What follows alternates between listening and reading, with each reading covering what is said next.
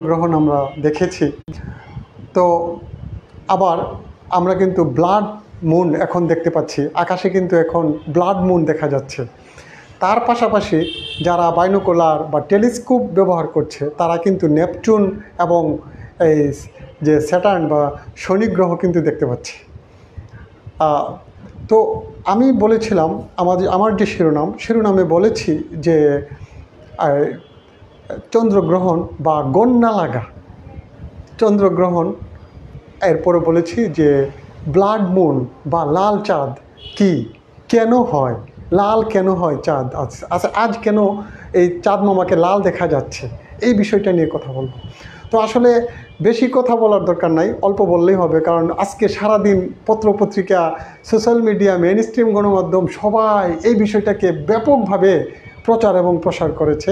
কেউ কেউ আবার এই বিষয়টা নিয়ে মানুষের জনমনে আকাঙ্ক্ষা বা একটা উদ্বেগের তৈরি করেছে। যেমন আগে আমরা শুনতাম, যেমন আমি এখন বাসায় আসার পর আমার মা এখনও ঘুমায়নি, এমনিতে ঘুমিয়ে যায় 10টা বাজে। আজ বলতেছে, আমি বললাম আম্মা ঘুমাও না কেন? বললো যে আরে গন্যা লাগছে, এখন ঘুমাবো কীভাবে, বাচ্চাদেরকে খাইতেও দেয় না, বলতেছে এই খাইলে পেটে ব্যথা করব। তো যাই হোক, বিষয় হলো কোনটা, আমরা বলছিলাম যে আমি কিছুক্ষণ আগে লাইভে এসেছিলাম, এসে বলেছিলাম যে 11:30 থেকে 11:30 বেজে 48 বা 40 এরকম সেকেন্ড থেকে পূর্ণগ্রাস চন্দ্রগ্রহণ শুরু হবে, সেটা শেষ হবে 12:11। আপনারা এই জিনিসটা যারা ছাদে বা জানালা দিয়ে যারা দেখতে পাচ্ছেন, অথবা যারা খোলা মাঠে আছেন, তারা অবশ্যই এই জিনিসটা লক্ষ্য করবেন যে 12টা বেজে 11 কি চাঁদের কিছু অংশ দেখতে পান কিনা। চাঁদ কিন্তু এখন একেবারে ঢেকে গিয়েছে পৃথিবী দ্বারা, অর্থাৎ পৃথিবী, চাঁদ এবং সূর্য, এই তিনটা জিনিস একই সরল রেখায় অবস্থান করছে এখন, একই সরল রেখায়। যেহেতু সূর্যের ব্যাস চন্দ্র থেকে বেশি, তাহলে সূর্যের ছায়া যখন চন্দ্রে পড়বে, পৃথিবী তো সূর্যকে আড়াল করে ফেলেছে চন্দ্র থেকে, তো চন্দ্রের আলো পড়ে পৃথিবীর উপরে, আর পৃথিবীর ছায়া পড়ে চন্দ্রের উপরে। তো যেহেতু পৃথিবীর ব্যাস চন্দ্র থেকে বেশি, তাহলে কি হলো, চন্দ্রটা এখন গ্রাস হয়ে গেল, মানে চন্দ্রকে আর আমরা এখন দেখতে পাই না। কারণ কি, ওই পৃথিবীর ছায়া চাঁদের উপর পড়েছে। চাঁদকে আমরা দেখতে পাই কেন? দেখি, সূর্যের আলো যখন চাঁদের উপরে পড়ে তখন একটা রিফ্লেকশন হয় বা প্রতিবিম্বের সৃষ্টি হয় চাঁদের আমাদের চোখে পড়ে, তখন আমরা চাঁদকে দেখতে পাই। সূর্যের আলো ছাড়া তাকে আমরা দেখতে পাই না। আমরা যে কোনো জিনিস অন্ধকারে দেখি না, যখন এর উপরে লাইট পড়ে তখন বস্তুটাকে আমরা দেখতে পাই। কারণ কি, ওই বস্তু থেকে অজস্র আলোকরশ্মি আমাদের চোখে পড়ে আমাদের চোখের ভিতরে ওর একটা বিম্বের সৃষ্টি হয়, একটা প্রতিবিম্বের সৃষ্টি হয়, তারপর একটা ছবি তৈরি হয় আমার চোখের ভিতরে, তখন আমি তাকে দেখতে পাই। তো যাই হোক, সহজ কথা বললাম। তো আজ এমনই একটা ঘটনা ঘটেছে, সূর্য চাঁদের আগে পড়ে গেছে। যেমন আমি এখানে দাঁড়ানো আছি, এখন আমার ক্যামেরা হলো আমার সামনে, আপনি এসে মাঝখানে দাঁড়িয়েছেন, আমি কিন্তু আর ক্যামেরাকে দেখতে পাবো না, অথবা ক্যামেরাও আমাকে দেখতে পাবে না। তো আমি যদি লাইট মারি আমার ক্যামেরার উপরে, তাহলে কিন্তু ওই লাইট কিন্তু ক্যামেরার উপরে সরাসরি যাবে না, লাইটটা আগে পড়বে আপনার উপরে, আর আপনার ছায়াটা ক্যামেরার উপরে পড়বে। ঠিক এমনই একটা ঘটনা আজ ঘটেছে। সূর্যের আলোটা পৃথিবীর উপরে পড়েছে, আর পৃথিবীর ছায়া চন্দ্রের উপর পড়েছে, যার ফলে চন্দ্র ঢেকে গিয়েছে। এখন আমরা চন্দ্রকে কিন্তু দেখার কথা না, যেহেতু ছায়া পড়েছে চন্দ্রের উপরে, সূর্যের আলো নাই, তাহলে কিন্তু একেবারে চাঁদকে অন্ধকার দেখার কথা, চাঁদ দেখারই কথা না। কিন্তু তারপরেও কিন্তু আমরা রেড মুন দেখতে পাচ্ছি, লাল বা রক্তিম চাঁদকে আমরা দেখতে পাচ্ছি। কেন সেই ঘটনাটা ঘটল? দেখেন, পৃথিবীর ছায়া চাঁদের উপর পড়েছে ঠিক আছে, কিন্তু বায়ুমণ্ডল কিন্তু বিশাল বড়। পৃথিবীর আশেপাশে সূর্যের আলো কিন্তু বিচ্ছুরিত হয়েছে। পৃথিবী কিন্তু আবার সূর্যের ব্যাস কিন্তু পৃথিবী থেকে অনেক বড়। তো ওই সূর্যের আলো পৃথিবীর চারপাশে যখন পড়েছে, তখন এই সূর্যের আলোটা ভেদ করে চাঁদের বরাবর এসে ধূলিকণা, গ্যাসীয় অণু ইত্যাদিতে সে ওই আলো পড়ার পরে সে ঠিক এইভাবে কোণাকুণি গিয়ে চাঁদের উপরে ওই আলো পড়েছে। আলো পড়ার পর আমরা চাঁদকে দেখতে পাচ্ছি, কিন্তু আলো যখন পড়েছে সে আলো রিফ্লেকশন হয়ে আবার আমাদের চোখে এসে একটা চাঁদের বিম্ব তৈরি করেছে, তখন আমরা চাঁদকে দেখতে পাচ্ছি। কিন্তু চাঁদকে লাল দেখাচ্ছে কেন? এখানে হলো সবচেয়ে বড় কথা, কেন আজ রক্তিম বা রেড মুন কেন বা ব্লাড মুন কেন দেখা যাচ্ছে, মানে রক্তাক্ত চাঁদ কেন আমরা দেখতে পাচ্ছি? এটা আসলে আলোর তরঙ্গ দৈর্ঘ্যের কারণে। আমরা জানি, আমরা সামান্য একটু লেখাপড়াও যদি করে থাকি, দশম শ্রেণী পর্যন্ত যদি পড়ে থাকি, অথবা সপ্তম অষ্টম শ্রেণী পর্যন্ত যদি পড়ে থাকি, তাও কিন্তু আমরা বেনিয়া কলা পড়েছি। মানে রেইনবো সম্পর্কে আমাদের মোটামুটি ধারণা আছে। বেগুনি, নীল, আসমানি, সবুজ, হলুদ, কমলা, লাল, সবার পরে লাল। দেখেন, এই বলা হয়েছে যে 7টা আলোর মানে রঙের কথা আমি বলেছি। এই 7টা রঙের প্রথমে বলেছি বেগুনি, তারপরে সবার পরে বলেছি লাল। এই বেগুনি রঙের তরঙ্গ দৈর্ঘ্য হলো দৃশ্যমান আলোর মধ্যে সবচেয়ে কম, আর লাল আলোর তরঙ্গ দৈর্ঘ্য সবচেয়ে বেশি। তো যার তরঙ্গ দৈর্ঘ্য সবচেয়ে বেশি সে কিন্তু অনেক দূর পর্যন্ত যেতে পারে, আর যার তরঙ্গ দৈর্ঘ্য অনেক কম সে কিন্তু মানে একেবারে ক্ষুদ্র। তো দেখা গেছে কি বেগুনি, নীল, সবুজ ইত্যাদি আলো অনেক ক্ষুদ্র কণা, যা নাকি বাতাস বা অন্যান্য কিছু মেঘ ইত্যাদির মাধ্যমে সে বাধাপ্রাপ্ত হয়ে সে ছিটকে পড়ে যায়, এদিক সেদিক চলে যায়। কিন্তু লাল আলোর তরঙ্গ দৈর্ঘ্য যেহেতু বেশি, তাই ওই লাল আলোটা গিয়ে চাঁদের উপরে অ্যাটাক করে, তখন আমরা চাঁদকে দেখতে পাই লাল। যেমন আপনি গাছের পাতা সবুজ দেখেন, কারণ ওই সবুজ রঙের তরঙ্গ দৈর্ঘ্য সেখান থেকে বিচ্ছুরিত হয়। সবুজ রঙের যে আলো, যেমন আপনি ধরেন সর্বনিম্ন তরঙ্গ দৈর্ঘ্য দৃশ্যমানের মধ্যে আমরা যদি বলি 380 থেকে শুরু 700 পর্যন্ত, 700 পর্যন্ত। তো লাল আলোর তরঙ্গ দৈর্ঘ্য হলে 650 থেকে 700 পর্যন্ত তরঙ্গ দৈর্ঘ্য সবচেয়ে বেশি। আর বেগুনি হলো 380 থেকে 450 পর্যন্ত। তো এইটা অত্যন্ত ক্ষুদ্র কণা বেগুনি। এরপরে সব দৃশ্যমানের মধ্যে সবচেয়ে বেশি হলো লাল আলোর তরঙ্গ দৈর্ঘ্য, অত্যন্ত মানে অনেক বড়, যার ফলে আমরা এই লালটাকে সহজেই দেখতে পাই। সে কী করলো, একেবারে কোনো বায়ু বা অন্যান্য বাধা প্রতিবন্ধকতা ইত্যাদিতে তার কোনো সমস্যা হয় না। সে কী করেছে, চাঁদের উপর গিয়ে পড়েছে, আর চাঁদকে আমরা দেখছি লাল। প্রিয় দর্শক, বলেছিলাম যে এখানে কিন্তু আবার আমাদের দেশে গণনা লাগা কথাটা বিজ্ঞান কি নিখুঁতভাবে আমাদেরকে জানিয়ে দিয়েছে অনেক আগেই, যে 11টা বেজে 30 মিনিট বাজবে, তারপর 40 সেকেন্ড বা 45 সেকেন্ড বা 48 সেকেন্ড সহ উল্লেখ করে দিয়েছে যে এই সেকেন্ডের মধ্যে আমরা দেখতে পাবো চাঁদ পূর্ণ গ্রাস হয়ে গিয়েছে। কার দ্বারা? পৃথিবীর দ্বারা। আর মানে পৃথিবীর দ্বারা নাকি পৃথিবীর ছায়ার দ্বারা? পৃথিবীর ছায়া সম্পূর্ণভাবে চাঁদকে ঢেকে দিয়েছে, আর আমরা চাঁদকে দেখতে পাচ্ছি না। তো যখন চাঁদকে দেখতে পাচ্ছি না, তাহলে অন্ধকার দেখার কথা। যে অন্ধকার কেন দেখছি না? ওই যে সূর্য পৃথিবীর যেহেতু সূর্যের ব্যাস পৃথিবী থেকে অনেক বড়, তাই সূর্যের আলো কিন্তু পৃথিবীর চারপাশ দিয়ে ভেদ করে এসে চাঁদে যদিও সরাসরি সে পড়তে পারে না, পৃথিবী বাধা দিচ্ছে। ওই চাঁদের চারপাশে যে ধূলিকণা, গ্যাস ইত্যাদি ইত্যাদি বায়ুমণ্ডলের মধ্যে অন্যান্য oxygen, nitrogen, hydrogen, carbon dioxide ইত্যাদি গ্যাস আছে, এই সব গ্যাস ইত্যাদি কণাগুলির উপরে সে এই আলোক রশ্মি পড়েছে, এবং এই কণার উপরে সে কী করে রিফ্লেকশন হয়েছে, প্রতিফলিত হয়ে সে চাঁদের উপর গিয়ে পড়েছে। চাঁদের উপর পড়ার পরে চাঁদের উপর অন্যান্য আলো যেতে পারে নাই, যেতে পেরেছে কি লাল আলো যেতে পেরেছে, এই জন্য লাল দেখাচ্ছে।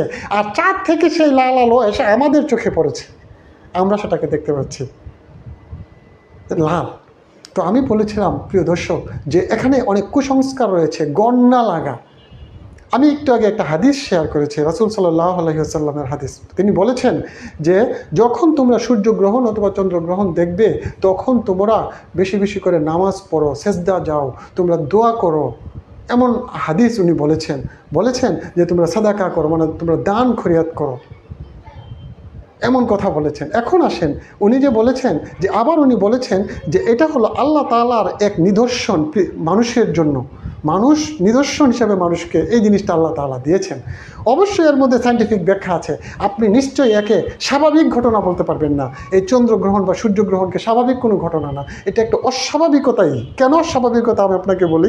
দেখেন, চাঁদ, সূর্য, পৃথিবী, তারা কিন্তু এক একজন এক এক কক্ষপথে যার যার এই অক্ষকে, নিজ অক্ষকে কেন্দ্র করে সে ঘুরে, এবং তাদের কক্ষপথে তারা ঘুরতে থাকে। তো এখন দেখেন, তারা কিন্তু আজ কিন্তু একটা সরলরেখায় চলে এসেছে। তো সরলরেখা যখন চলে এসেছে, আসার পরে কিন্তু তাদের যে ভর, ভর অনুপাতে তাদের মধ্যে কিন্তু আকর্ষণের সৃষ্টি হয়েছে, একটা আরও বেশি পরিমাণে আকর্ষণ হতে পারে। যেহেতু তারা সরল রেখায় এসেছে, তাহলে তাদের দূরত্ব একটা থেকে আরেকটা কম হয়ে গিয়েছে। আর যেহেতু দূরত্ব কমে গিয়েছে একে অপরের সাথে, তাহলে কী হলো, তাদের মধ্যে আকর্ষণ বৃদ্ধি পেয়েছে। আমরা কিন্তু জানি ভর এবং শক্তি কী করে এই আশেপাশের যে স্থান কালকে বাঁকিয়ে দেয়, স্থানকালকে কিন্তু সে বাঁকিয়ে দেয়, যার ফলে কিন্তু বক্ররেখার তৈরি হয়। আমরা কিন্তু সেই জিনিসটা জানি। যেমন আপনি যদি সেজিটেরিয়াস এ আপনি যদি বলেন যে আমরা যে গ্যালাক্সি বা আমরা যে ছায়াপথকে কেন্দ্র করে ঘুরছি, সেই ছায়াপথের কেন্দ্রে একটি ব্ল্যাক হোল আছে, বিশাল বড় ব্ল্যাক হোল, যার নাম হলো সেজিটেরিয়াস এ। এই সেজিটেরিয়াস এর ভর এত বেশি অসীম ভর, এবং তার শক্তি অসীম, মানে মহাকর্ষ শক্তি, যার ফলে বিজ্ঞানী আইনস্টাইনের যে আপেক্ষিক তথ্য বা ওনার যে সূত্র E=mc², সেই সূত্র দ্বারা ভরও পরিমাপ করা যায় না, শক্তিও পরিমাপ করা যায় না। এত ভর, তাহলে ভরের কারণে কি হয়? ভরের কারণে অবস্থার কিন্তু পরিবর্তন হয়ে যায়। তাহলে কিন্তু এই পৃথিবীর, সূর্য এবং চন্দ্রের মধ্যে ভরের ব্যাপক পার্থক্য রয়েছে, এবং তারা যখন একই সরল রেখায় আসে তখন কিন্তু তাদের মধ্যে আকর্ষণ আগের চেয়ে আরও বাড়ে। তো যখন আকর্ষণ বাড়ে, আপনি কিন্তু একটা কথা বলতে পারেন যে আমরা কিন্তু দেখি চুম্বকে কিন্তু একটা বস্তুকে যখন সে ধাতব পদার্থকে কিন্তু সে খুব কাছে নিলে সে টান দিয়ে নিয়ে আসে। তো যখন আপনি যে গ্রহ পৃথিবীর মধ্যে আছি আমরা, পৃথিবী কিন্তু আমাদেরকে একটা আকর্ষণ দ্বারা নিজের দিকে টানছে, যাকে আমরা বলি অভিকর্ষ। এই আকর্ষণের কারণে কিন্তু আমরা ছিটকে পড়ি না। দেখেন, আজকে আপনি একটা প্রমাণ পেয়েছেন, একটু পরে এখনই কিন্তু আমরা দেখতে পাচ্ছি চন্দ্রকে যা হালকা উকি দিয়েছে। কারণ কি? পৃথিবী কিন্তু নিজের তার অক্ষের চারদিকে ঘুরছে, কক্ষপথে কিন্তু ঘুরছে। তো এখন দেখেন পৃথিবী ঘুরে কত সেকেন্ডে 465 মিটার তার গতিবেগ। পৃথিবীর গতিবেগ হলো প্রতি সেকেন্ডে 465 মিটার, প্রায় আধা কিলোমিটার এক সেকেন্ডে সে ঘুরে। আমি ছিটকে পড়ি না কেন? আপনি ছিটকে পড়েন না কেন? আমরা পৃথিবীর তুলনায় এতই ছোট যে আমরা পিঁপড়া যেমন একটা বলের উপর থাকলে বলটাকে আপনি এভাবে ঝাঁকলেও পিঁপড়াটা পড়ে না, ঠিক তেমনি আমরাও পিঁপড়ার চেয়ে আরও ক্ষুদ্র পৃথিবীর ভরের তুলনায়, তাই আমরা পড়ি না। তো দেখেন, সূর্যের ভর পৃথিবীর তুলনায় অনেক বেশি, আবার চন্দ্রের ভর পৃথিবীর তুলনায় কম। তারা যখন একই সরল রেখায় আসলো তখন কিন্তু একটা অস্বাভাবিকতার সৃষ্টি হয়েছে। সেখানে কিন্তু মানব জাতির কোনো না কোনোভাবে যদি একটা আকর্ষণ বা বিকর্ষণের কারণে একটা বিঘ্ন ঘটতে পারে, খুব কম ঘটে, সেটা খুব কম ঘটে। তো এখানে কিন্তু হাদিস অনুযায়ী যে কথাটা রাসূল সাল্লাল্লাহু আলাইহি সাল্লাম বলেছেন যে তোমরা অনুতপ্ত থাকো, দোয়া করো, দান করো, এরপরে উনি বলেছেন নামাজ পড়ো। তো এখানে কিন্তু উনি সতর্ক করেছেন। আসলে কিন্তু সতর্ক থাকাই উচিত মানুষের, কারণ এখানে কিন্তু একটা অস্বাভাবিকতার সৃষ্টি হয়েছে। আর আমরা যেহেতু অতি ক্ষুদ্র প্রাণী, আমাদের মধ্যে যদি সামান্য একটু এগুলির কোনো একটা, যেমন আপনি ধরেন যদি আপনি সেজিটেরিয়াস এর পাশে পৃথিবী না, সৌরজগৎ যদি পুরাটা যায়, তাকে গ্রাস করে খেয়ে ফেলবে। এমনকি কোনো ছায়াপথ, যেমন আমাদের যে ছায়াপথ যে মিল্কি ওয়ে, সেই মিল্কি ওয়ের চেয়েও যদি ছোট ছায়াপথ এর চারপাশে থাকে, ওই যে মিল্কি ওয়ের কেন্দ্রে যে ব্ল্যাক হোল আছে, সেই ব্ল্যাক হোল তাকে গ্রাস করে খেয়ে ফেলবে। এমন আকর্ষণ কি করে মানুষের একটা ক্ষতি বা মানুষকে ধ্বংস, এরকম বা কোনো অদৃশ্য বস্তু থেকে দৃশ্যমান কোনো বস্তু ইত্যাদি তৈরি করতে পারে। আপনি যদি বলেন, বিজ্ঞানীরা কিন্তু এখন বলছে যে ব্ল্যাক হোলের ভিতরে কি বস্তুগুলি গিয়ে আবার নতুন বস্তুর সৃষ্টি হয় কিনা, তাদের কোনো অবস্থানের জায়গা আছে কিনা, সেখানে তারা কিন্তু এসব গবেষণা করছে। কিন্তু সেই গবেষণা কত দূর যাবে কে জানে। বিজ্ঞান তো আমাদেরকে অনেক দূরে নিয়ে গিয়েছে। আজ কিন্তু যেই কথা বলেছে 11:30 বেজে এত সেকেন্ডে চন্দ্রের পূর্ণ গ্রাস হয়েছে, আমি দেখেছি। আমি কারণ বাজার থেকে রিক্সায় এসেছি আর চাঁদের দিকে তাকিয়েছি, চাঁদকে দেখতে পেলাম। সে আস্তে আস্তে গ্রাস হচ্ছে, ঠিক 11:30 সে পূর্ণ গ্রাস। তখন রক্তিম চাঁদকে আমি দেখতে পেলাম। আমি একটু আগে ছবি শেয়ার করেছি, আমার মোবাইলে তেমন ভালো ছবি আসে না, তারপরে যতটুকু এসেছে আমি দেখিয়েছি। আবার ঠিক 12:11 আপনি নিশ্চয়ই লক্ষ্য করেছেন, চাঁদ কিন্তু উকি দিয়েছে। মানে কি, বিজ্ঞান কিন্তু বলে দিয়েছে যে 12:11 আস্তে আস্তে সে পূর্ণ গ্রাস থেকে মুক্ত পাবে, এবং আস্তে আস্তে আবার পূর্ণ গ্রাস থেকে চাঁদ কিন্তু আবার আংশিক গ্রাস হবে, আস্তে আস্তে আংশিক হতে হতে হতে হতে একসময় চাঁদ ওই গ্রাস থেকে মুক্ত হবে। কিন্তু সূর্যের ক্ষেত্রে কিন্তু এতক্ষণ পর্যন্ত গ্রাস থাকে না, এক মিনিট থেকে 2 মিনিট থাকে সূর্যগ্রহণ যখন হয়। কারণ কি, সূর্যের ব্যাস অনেক বড়, পৃথিবীর ব্যাস অনেক ছোট। চাঁদ পৃথিবী এবং সূর্য তিনটা যখন একই রেখায় আসে এবং যখন এদের মাঝখানে পড়ে তখন সূর্যগ্রহণ হয়। চাঁদের ব্যাস ছোট, তখন আমরা চাঁদের চারপাশে এই একটা দেখতে পাই, এরকম একটা রেখা দেখতে পাই, বৃত্তাকার একটা রেখা, পরিধির দিকে একটা লাল একটা দেখতে পাই। তো প্রিয় দর্শক, আমি বলেছিলাম যে কুসংস্কারের কথা। কুসংস্কার কিন্তু আমাদের সমাজে অনেকে আছে যে গণনা এইটা সেটা, আসলে বিজ্ঞানসম্মত সব কিছু। আর হাদিসও কিন্তু একেবারে 100% সত্য। আমাদেরকে তিনি সতর্ক করেছেন, তিনি কিন্তু বলেন নাই তুমি এটা কইরো না, ওইটা কইরো না, তুমি বাহিরে যাইও না, তুমি খাইও না, তুমি ঘুমাইও না, এগুলি কিন্তু রাসূল সাল্লাল্লাহু আলাইহি সাল্লাম বলেন। রাসূল সাল্লাল্লাহু আলাইহি সাল্লাম বলেছেন তখন তুমি দোয়া করো, নামাজ পড়ো, দান করো, এটা তোমাদের জন্য এক নিদর্শন, এবং পবিত্র কোরআনেও এইসব কথা বলা আছে। তো প্রিয় দর্শক, গণনা লাগা, চন্দ্রগ্রহণ, ব্লাড মুন বা লাল চাঁদ কি তা নিয়ে বলার চেষ্টা করেছি। সবাইকে ধন্যবাদ। আসসালামু আলাইকুম।